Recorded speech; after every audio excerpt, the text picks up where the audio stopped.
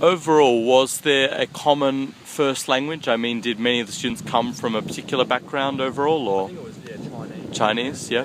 So, well, that's interesting. I mean, that might have given you something to work with, having a predominantly Chinese. It's much harder, I suppose, with 12 different Oh, yeah, languages as totally. backgrounds. Yeah. So, did you learn anything about Chinese English differences, or anything you worked with, or had to be aware of when you were teaching?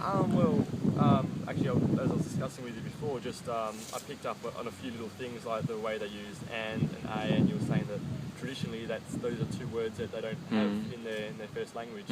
So I picked up on a little things like that. But honestly, that's probably about it. Yeah, I could have done more, I think. But I don't know, stressful period. I think I didn't have much time. Yeah. When you compare, say, your first week in the school to later weeks when you were more aware of the students, what is it? AITSL standard. Yeah. Be aware of students and how they learn. Yeah. So as you were more aware of how students and what sort of students you had and how they were learning, how did your process change? Like, say, from, for example, you have a pre-reading, during reading, after reading. What did you do differently, say, comparing later weeks to your initial weeks? Oh, it's initial weeks. Well, firstly, in my initial weeks, I was very much ignorant of the whole situation. So I could only go by what my mentor was telling me about these students.